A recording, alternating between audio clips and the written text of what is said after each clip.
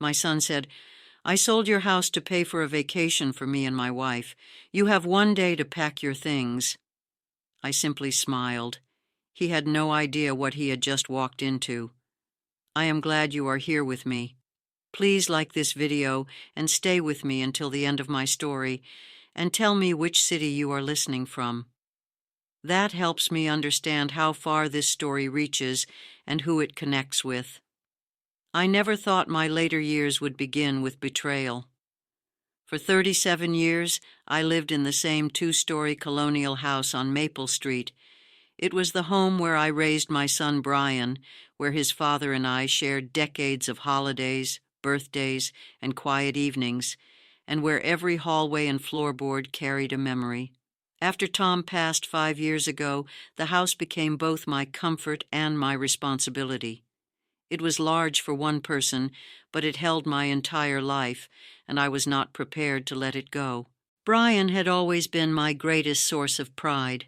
He became a successful financial consultant and married Tiffany, a real estate agent known for her polished appearance, perfectly highlighted hair, and a smile that never quite felt genuine.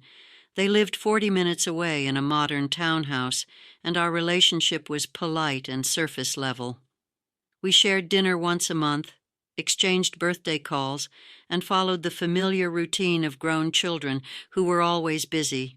Everything seemed fine until about 6 months ago, when something changed. It began quietly. Brian started asking questions about the house. At first, they sounded harmless. He asked whether I had thought about downsizing, mentioned how expensive the house must be to maintain, and suggested that an apartment might be easier for me.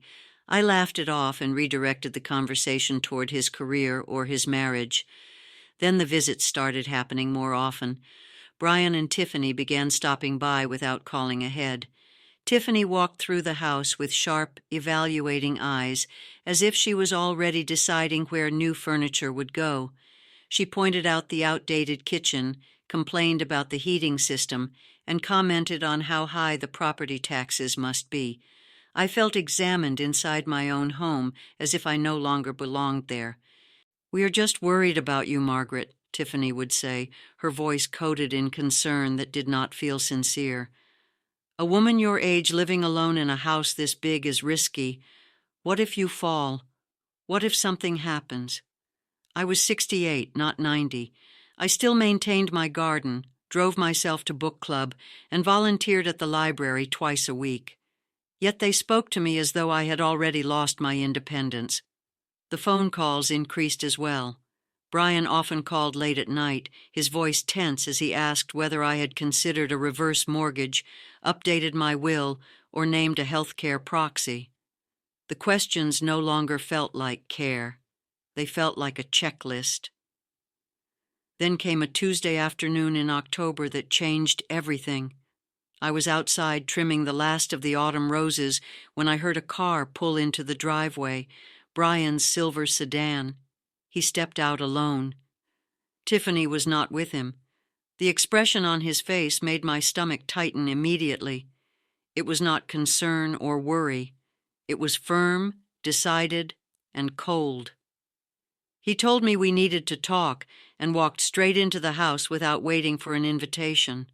I followed him inside, brushing dirt from my hands and trying to slow my racing heart. He stood in my living room, the same room where I once rocked him to sleep as a baby, and spoke in a flat, practiced tone. "I sold your house to pay for our vacation. You have 1 day to pack your things." The room seemed to tilt. I grabbed the back of Tom's old armchair to steady myself. I asked him what he meant. He explained that he and Tiffany had planned a trip to the Maldives for their 10th anniversary and said they deserved it. He added that the sale would close tomorrow and that the new owners planned to move in by the weekend. I could not speak. Then he told me not to make things difficult and said they had already chosen an assisted living facility for me. 1 bedroom, utilities included. He said I would be safer there. That word again, safer. I looked at my son and realized I no longer recognized him. The boy who once brought me dandelions and called them bouquets was gone. Standing in front of me was someone calculating and detached. What Brian did not know was that the house was not legally in my name anymore. I smiled quietly, just enough to unsettle him. I asked which assisted living facility he had chosen. After he left, handing me a brochure for Sunset Gardens Senior Living and driving away, I sat in Tom's armchair for exactly 20 minutes. My hands shook. My chest felt tight. I forced myself to stay calm. Panic would not help me. I opened my laptop and began researching property records. After 40 minutes and 3 phone calls, a clerk confirmed that 247 Maple Street was held in a living trust, the Sanderson Family Trust established in 2021. I was listed as the trustee. Brian was only the beneficiary after my death.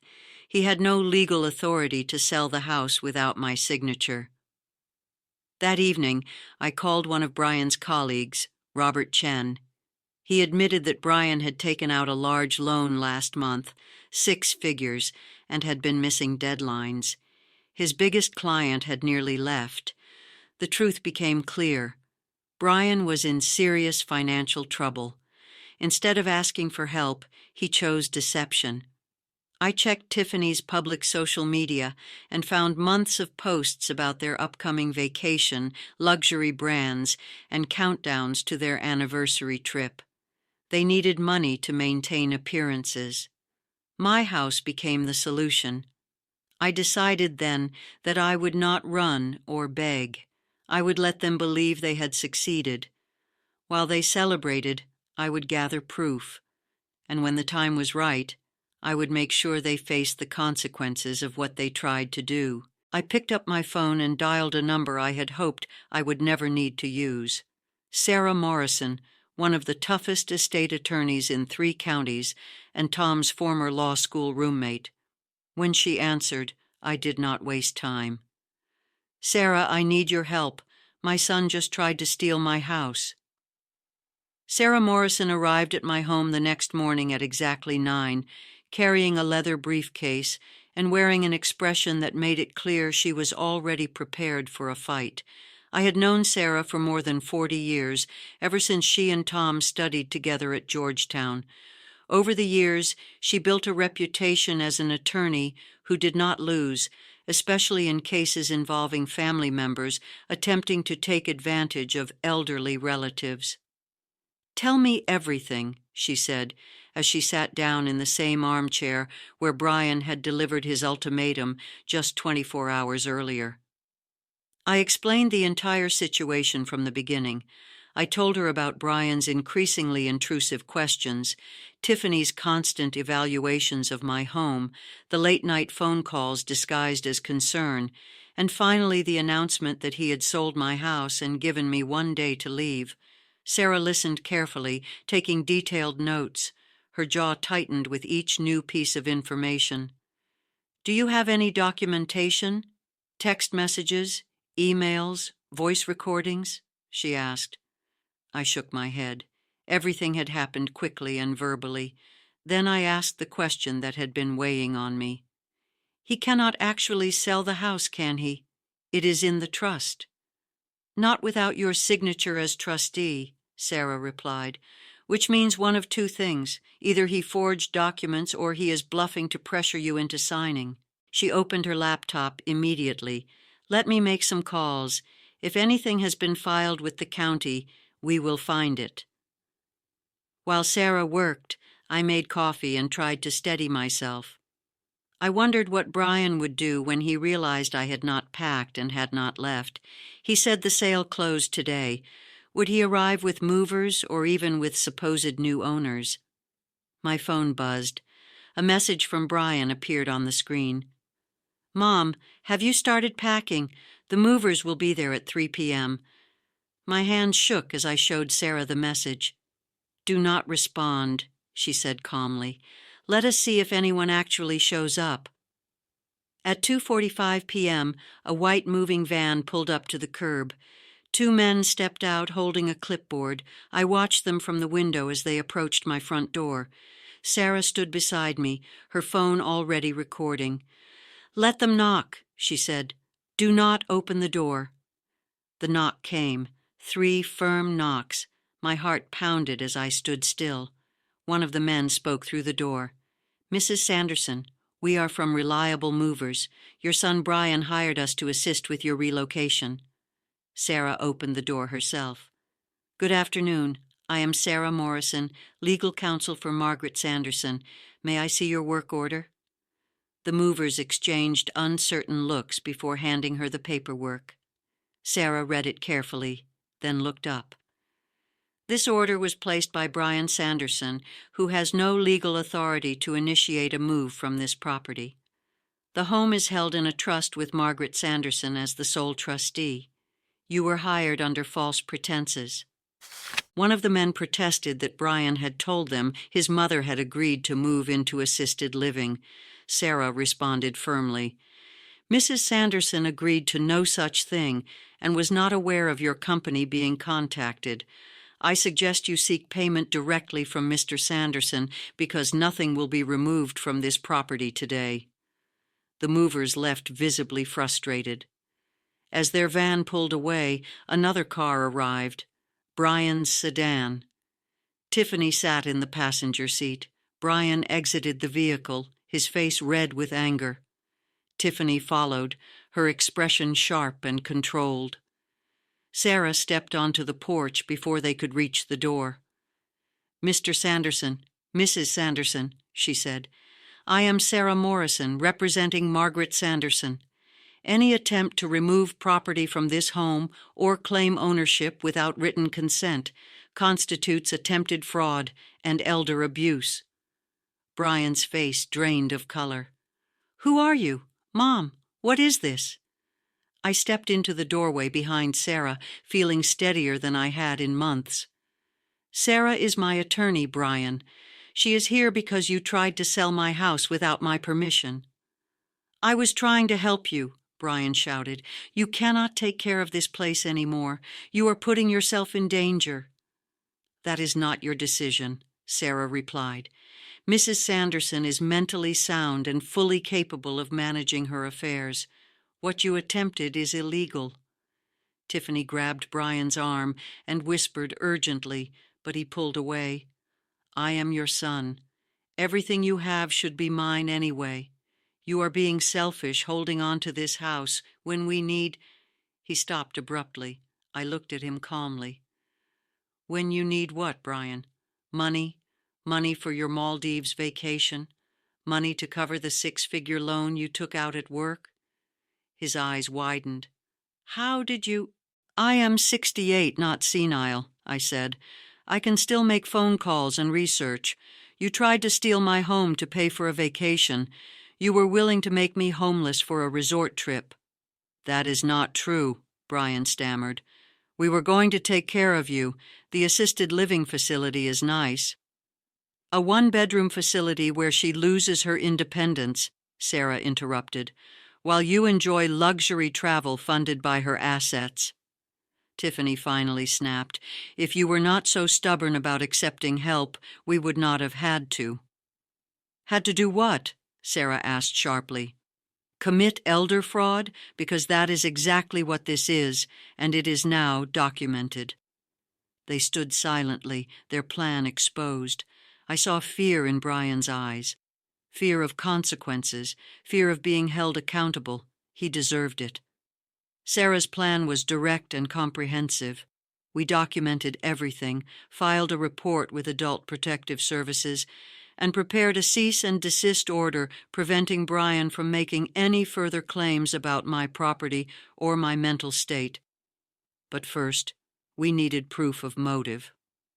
"The moving company will provide testimony," Sarah explained the next morning over coffee, "but financial records will strengthen the case." I knew where to find them. Years earlier, I had co-signed Brian's first credit card when he was in college. He never closed the account. As a co-signer, I still had legal access. 3 days later, the records arrived. My dining table filled with bank statements, loan documents, and credit card bills. The evidence was overwhelming. Brian and Tiffany were buried in debt. Designer clothing, luxury vehicles, and their expensive townhouse were all financed through credit. The six-figure loan was only the most recent attempt to stay afloat. Then I saw it, a $47,000 charge listed clearly on the statement. Tropical Dreams Luxury Resorts, Maldives package. They had already paid for the vacation, with money they did not have, with money they intended to take from me. My money. I was photographing the evidence when the doorbell rang. I looked through the window and saw Brian's car parked outside, with another unfamiliar vehicle behind it. A man wearing a suit stood beside Brian on my porch. Sarah, who had effectively become a permanent guest in my spare bedroom, answered the door before I could move. "Mrs. Morrison," Brian said, his voice tight and controlled, "this is my attorney, James Kirkland. We are here to discuss a resolution." I joined Sarah at the doorway, keeping my face calm and unreadable. Brian looked directly at me, and what I saw in his eyes was not regret or shame. It was resentment. He looked at me as though I had wronged him simply by defending myself. "Mr. Kirkland," Sarah said evenly, "I was not aware that Mr. Sanderson had retained legal counsel." "As of yesterday," the attorney replied. He appeared young, likely fresh out of law school, with a tense posture and nervous energy that suggested he had accepted this case without fully understanding what he was walking into. "My client would like to propose a compromise that benefits all parties involved." "I am listening," Sarah replied, though her tone made it clear she expected nothing reasonable. "Mr. Sanderson acknowledges that there may have been some miscommunication regarding the property transfer," Kirkland continued. "However, he believes his mother is unable to safely maintain the home alone. He proposes a joint ownership arrangement in which he would oversee all maintenance and financial decisions, while Mrs. Sanderson retains residency." I laughed. It was brief and sharp, and it surprised even me. "So I get to live here while Brian controls everything, makes all decisions, and eventually sells the house anyway." "Mom, I am trying to help you," Brian said. "You tried to make me homeless," I replied, my voice rising despite my effort to remain composed. "You hired movers without my knowledge. You told them I had agreed to leave. You have been lying for months." Kirkland cleared his throat. "Mrs. Sanderson, with respect, my client is concerned about your judgment. This resistance to reasonable assistance suggests—" "Suggests what?" Sarah interrupted sharply. "That a competent 68-year-old woman who gardens, volunteers, manages her home, and handles her finances is incompetent because she refuses to allow her son to take her property." "Nobody is stealing anything," Brian snapped. "I am your only child. This house will be mine eventually. I am just helping you transition to assisted living." "I do not need help that allows you access to my home equity for your vacation," I said. I took out my phone and showed him a photo of his credit card statement, the Maldives resort charge clearly visible. "I know about the vacation, Brian. I know about all of it." The color drained from his face. Tiffany, who had been waiting in the car, rushed onto the porch, panic written across her features. "You have been spying on us," Brian shouted. "These are records I am legally entitled to access as a co-signer," I replied. "They explain exactly why you are desperate for money." Kirkland's composure faltered. "Mr. Sanderson, you did not disclose this." "It is not relevant," Tiffany cut in sharply. "Margaret, if you loved your son, you would want to help him. You would want him to be happy. That house is too much for you anyway. Everyone can see that. We are your family, your only family. Are you really choosing a lawyer over your own son?" The manipulation was so obvious and deliberate that I felt myself go cold. "I am choosing myself," I said quietly. "Something I should have done months ago." Brian stepped forward, his face twisted with anger. "You stubborn old woman. You are going to regret this. We will prove you are incompetent. We will get guardianship." "You will do what?" Sarah asked softly. "Threaten a senior citizen in front of witnesses? Add that to attempted fraud?" Kirkland grabbed Brian's arm. "Mr. Sanderson, I strongly advise you to stop speaking." They left shortly after, Brian furious, Tiffany crying, and their young attorney looking as though he deeply regretted taking the case. I watched them drive away, my hands shaking, not from fear, but from adrenaline. Sarah placed a hand on my shoulder. "You handled that well, but you need to prepare yourself. People this desperate usually escalate." She was right. Still, for the first time in months, I felt strong. I felt in control. I followed Sarah's advice and took 3 days to rest. No legal discussions, no confrontations. I spent time in my garden, walked through my neighborhood, and watched old movies in the evenings. I needed to regain my strength for what was coming. The first manipulation attempt arrived by email on the 4th day. Tiffany sent a long message that I read over my morning coffee, with Sarah sitting across from me at the kitchen table. She wrote about sleepless nights, about the family being torn apart, and about Brian's heart being in the right place despite his mistakes. She spoke of concern for my safety, of me being alone in a large house, of what might happen if I fell and no one found me. She asked to meet somewhere neutral and spoke nostalgically about Sunday dinners. She signed the message with love. I set my phone down. "She is good," I said. "I almost feel guilty." "That is intentional," Sarah replied. "Guilt, fear, and isolation. Notice how she accepts no responsibility."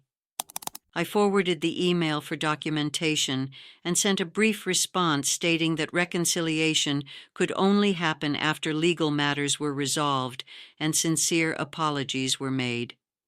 The reply came minutes later, accusing me of treating them like criminals and blaming Sarah for turning me against my own son. I did not respond. 2 days later, flowers arrived. A large bouquet of roses, my favorite. The card read, "Mom, I am sorry for everything. Can we talk?" Signed, Brian. I placed them in water. They were beautiful. But I did not call. The voicemails followed. Brian alternated between tears, anger, and self-pity. Tiffany's messages were harsher, accusing Sarah of manipulating me and insisting that only family could be trusted. I remained silent. Every message, every email, every delivery was documented and sent directly to Sarah. But the isolation was more difficult than I had anticipated. Brian had been right about one thing: he was my only child. The family dinners were gone.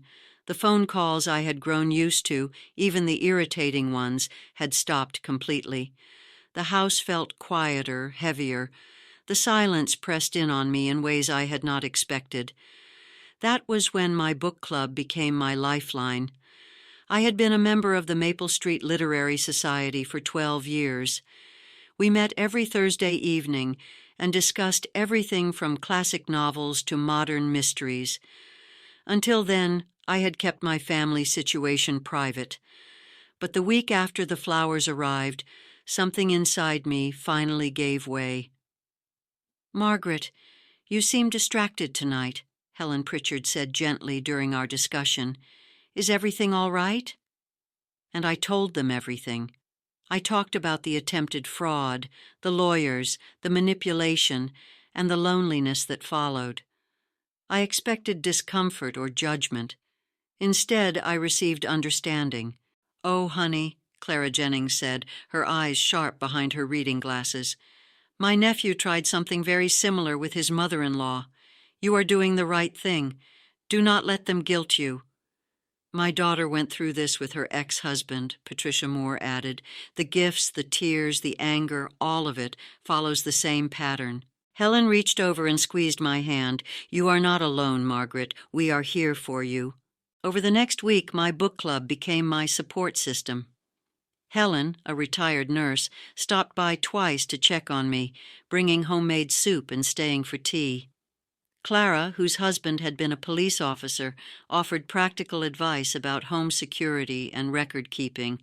Patricia, who had worked in social services, connected me with a local support group for seniors experiencing financial exploitation by family members. I attended my first meeting at the community center feeling anxious and unsure.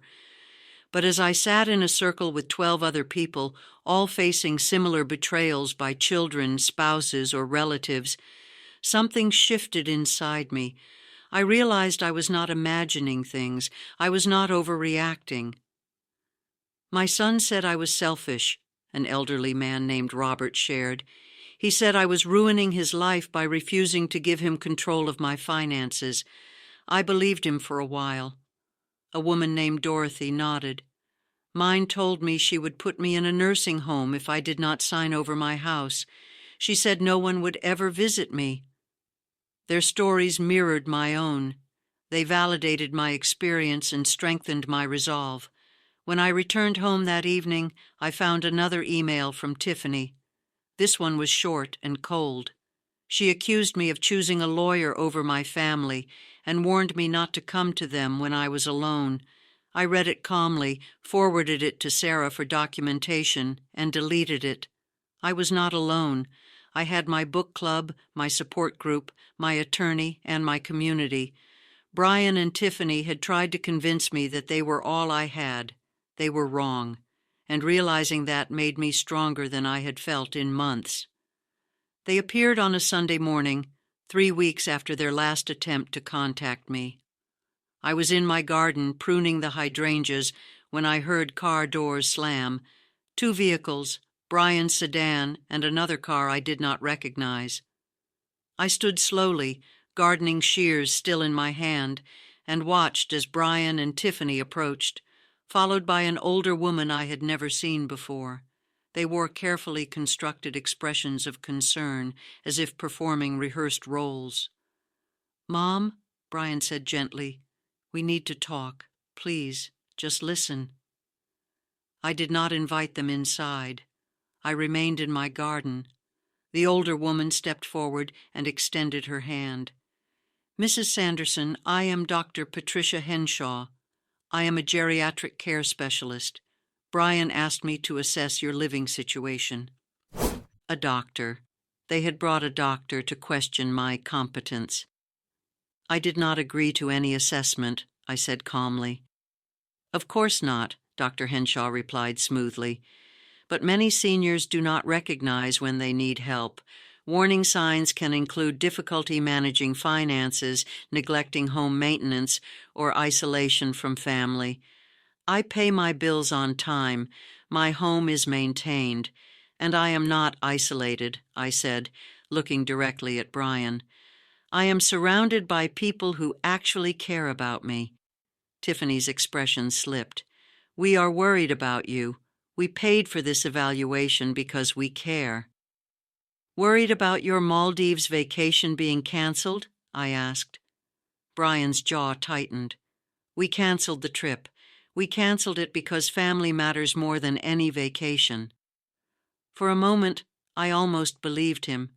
I saw flashes of the boy I raised. But then I noticed the brief flicker of resentment on Tiffany's face, and I knew the truth. "Show me the cancellation," I said, "the confirmation email, the refund." Brian's face reddened. "I cannot believe you still do not trust us." "You tried to sell my house without my consent," I replied. "You hired movers to remove me. You lied repeatedly. Why should I trust you?" Dr. Henshaw cleared her throat. "Mrs. Sanderson, suspicion toward family members can be a sign of cognitive decline." The implication was clear. The danger was real. "I am not experiencing cognitive decline," I said firmly. "I am responding to attempted financial exploitation. Would you like to see the documented evidence?" I raised my phone. The doctor's confident smile faltered. "You turned her against us," Tiffany snapped. "With your lawyers and accusations, we are trying to be a family." You committed a crime, I said quietly. We made a mistake, Brian shouted. People make mistakes. We were desperate. You are sitting on hundreds of thousands of dollars in equity while your only son is drowning. There it was, the truth. So it is my responsibility to fix your debt, I asked, your lifestyle, your choices. Parents sacrifice, Tiffany screamed. They give, but you are just a selfish old woman clinging to a house you do not need. Get off my property, I said calmly. All of you, now. Dr. Henshaw looked uncomfortable. Perhaps we should leave. We are leaving, Brian said coldly. But, Mom, you need to understand something. We tried to handle this calmly, Brian said. We tried to help you, to take care of you, to be patient with your stubbornness, but you made your decision. You chose lawyers and strangers over your own family, Tiffany added, tears pooling in her eyes, though her voice was sharp with anger. You will regret this. When you are alone, when you need help and no one is there, remember this moment. Remember that we tried. They turned and walked away. Dr. Henshaw hurried after them, clearly uncomfortable with how everything had unfolded. I stood there watching them drive off, my hands trembling, not from fear, but from anger and disbelief. I went back inside my house and called Sarah immediately. They brought a doctor to declare me incompetent, I said, my voice steady despite the rush of adrenaline. But I did not let them in. I did not engage beyond what was necessary. Good, Sarah replied. Margaret, they are getting desperate. That means we are winning. But desperation makes people dangerous. I want you to consider installing security cameras. Already done, I said, surprising even myself. Helen's son-in-law installed them last week. I have footage of the entire encounter. Sarah laughed, clearly pleased. You are going to be just fine, Margaret. Better than fine. After we hung up, I sat down in Tom's armchair and allowed myself to feel everything, the fear, the anger, the sadness of realizing my son had become someone I barely recognized. But beneath all of it was something stronger, determination. They had tried to break me. Instead, they had strengthened me. The legal papers arrived 6 weeks later. Brian had filed for emergency guardianship, claiming I was mentally incompetent and unable to care for myself. The hearing was scheduled for Tuesday, October 17th at the county courthouse. Sarah prepared our case with absolute precision. We gathered bank records proving I managed my finances responsibly, medical records from my physician confirming excellent cognitive health, written statements from my book club members, documentation from the library where I volunteered, testimony from my support group, security footage of Brian's confrontations, records from the moving company. Everything was organized, indexed, and ready. They have nothing, Sarah told me the night before the hearing. Only accusations and a superficial observation from Dr. Henshaw. Any competent judge will see through it, but be prepared. Brian will say painful things. Tiffany will cry. They will portray you as a tragic figure who cannot recognize her own decline. I understand, I said, and I did. I had spent 6 weeks preparing myself emotionally for this moment. The courtroom was smaller than I expected, brightly lit with fluorescent lights and completely impersonal. Brian and Tiffany sat with their attorney, James Kirkland, who appeared far more prepared than during our earlier encounter. Dr. Henshaw was there, along with 2 additional individuals I did not recognize, likely character witnesses. Judge Patricia Carmichael entered the room. She was a black woman in her 50s, with sharp eyes and a direct, no-nonsense presence. She reviewed the petition silently, then looked up. Mr. Kirkland, she said, this is a petition for emergency guardianship of Margaret Sanderson, age 68, filed by her son, Brian Sanderson. You may present your case. Kirkland stood. Your Honor, Mr. Sanderson seeks guardianship out of deep concern for his mother's well-being. Mrs. Sanderson lives alone in a large house she can no longer maintain. She has become increasingly paranoid, accusing family members of fraud, refusing reasonable assistance, and isolating herself from loved ones. Dr. Henshaw will testify to observed signs of cognitive decline. Dr. Henshaw testified first. She described our encounter in the garden, framing my reasonable questions as paranoia, my documentation as obsessive behavior, and my defense of my home as resistance to necessary care. Next came the character witnesses. A colleague of Brian's testified that Brian was a devoted son, deeply worried about his mother. Tiffany's sister claimed that I had changed in recent months, becoming hostile and irrational. Finally, Brian took the stand. "Please describe your relationship with your mother," Kirkland asked. Brian spoke softly and emotionally, presenting himself as a devoted son watching his mother decline. He described the house as too large, my alleged isolation, and my refusal to consider downsizing. "And the incident with the moving company?" Kirkland asked. "I made a mistake," Brian said, his voice breaking slightly. "I was worried about her safety. I should not have acted without her explicit consent. I see that now. But it came from love and concern." There was no mention of the Maldives vacation, no mention of debt, no mention of financial pressure. Then Sarah stood. "Mr. Sanderson," she said, "you testified that your actions were motivated by concern for your mother's safety. Is that correct?" "Yes." "And yet you hired movers without informing her." "Yes. It was a mistake. A mistake that coincided with a $47,000 payment to a luxury resort in the Maldives." The courtroom went silent. Brian's face turned pale. "You testified that the trip was canceled," Sarah continued, "but in fact it was only postponed, correct?" Brian tried to object, but Sarah presented the evidence. Recent social media posts from Tiffany, dated just 2 weeks earlier, countdown posts for their rescheduled vacation, resort confirmation emails, credit card statements showing active payment plans. "This is not about concern," Sarah said. "This is about financial desperation. Mr. Sanderson is in significant debt and attempted to access his mother's home equity to fund his lifestyle." She then called me to the stand.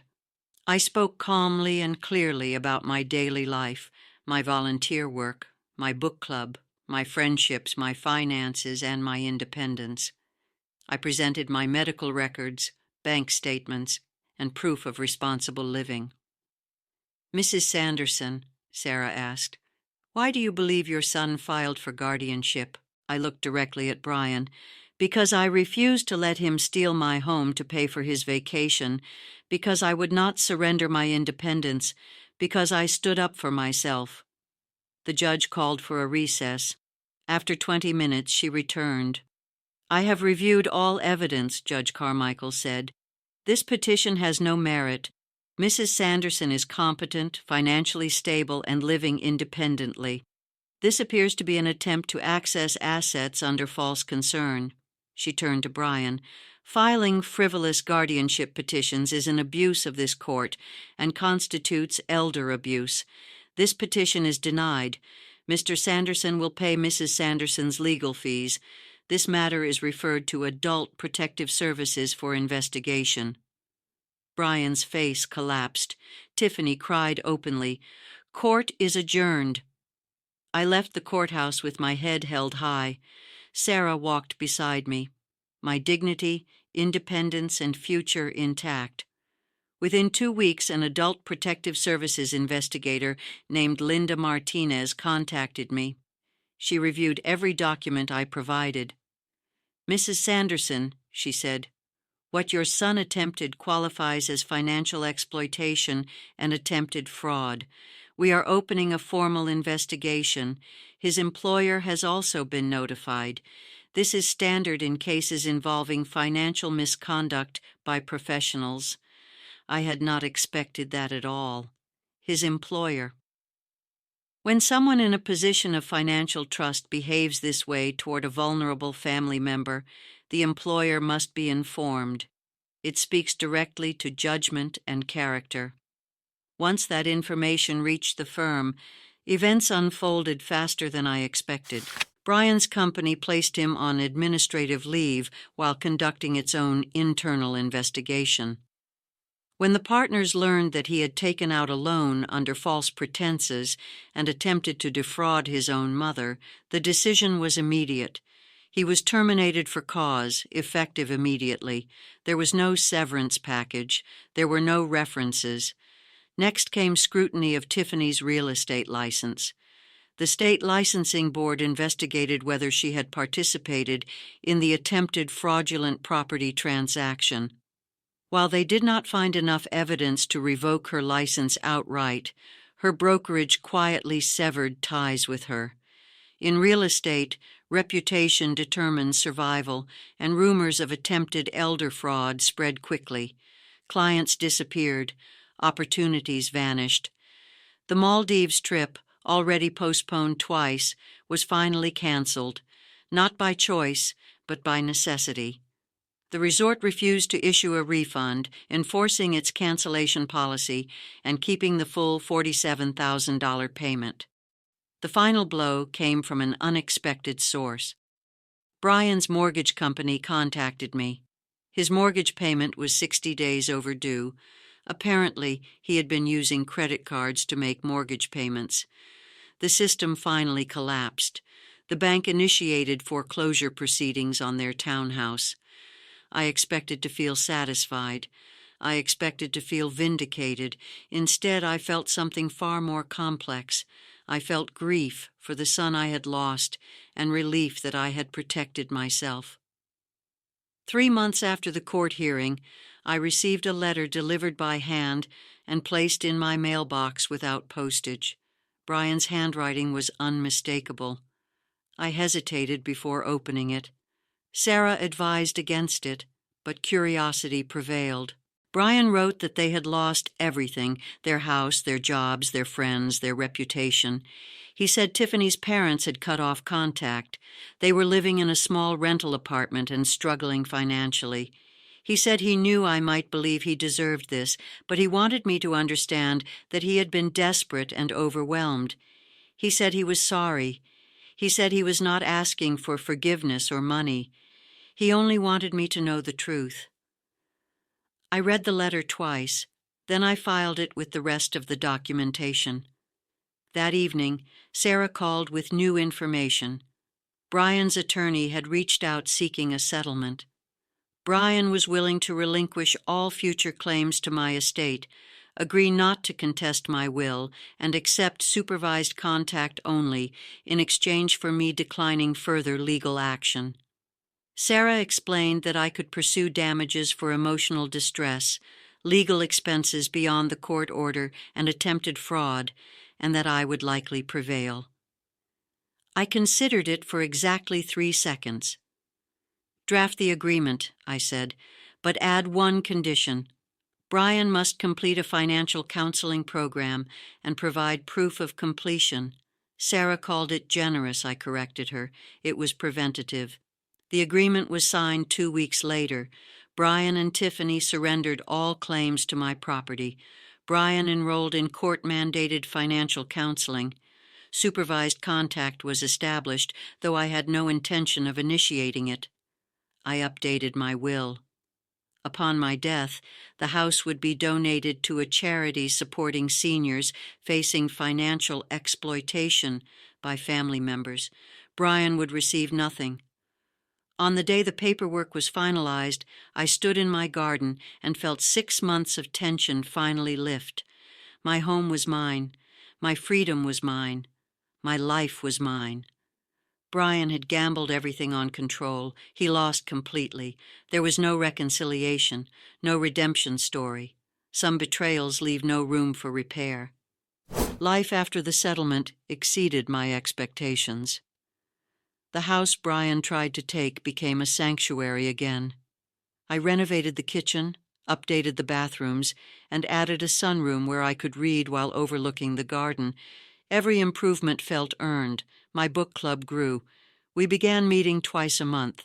Helen, Clara, and Patricia became family in the truest sense. I expanded my volunteer work at the library and eventually coordinated a senior literacy program, helping older adults use technology safely and recognize financial exploitation. I shared my story anonymously at first, then publicly. Attendance grew quickly. I learned how common these experiences were. The support group invited me to speak at their annual fundraiser. Standing before hundreds of people, I spoke plainly. Family does not own you. Love does not require surrender. You have the right to protect yourself. The applause lasted 3 minutes. I began dating again. Nothing serious. Coffee and theater outings with a retired professor named David, who never asked about my finances or my house. It felt honest. My garden thrived. I joined the local horticultural society, won second place for my hydrangeas, and began teaching weekend workshops. News about Brian and Tiffany reached me occasionally. They lost the townhouse, moved into a small apartment. Tiffany took an administrative job. Brian found work selling insurance. Their social media presence faded. Bankruptcy followed. Their marriage strained under financial pressure. 6 months after the settlement, I received one final letter from Brian, bitter, accusatory, blaming me for his downfall. I did not respond. Instead, I finalized my legacy. Upon my death, my estate would fund the Margaret Sanderson Foundation for Elder Financial Protection, providing legal help to seniors facing exploitation. 1 year after Brian's attempted fraud, I hosted a garden party. 50 people attended: friends, neighbors, volunteers, Sarah and her family. We laughed late into the evening. Someone asked if I ever regretted how things ended with my son. I looked around my home, full of people who truly cared, and smiled. Not for a second. And I meant it. That is my story. My son tried to take my home, and I defended myself. What would you have done? How far would you go to protect your independence? If this story resonated with you, share your thoughts. And remember, you are never too old to stand up for what is yours.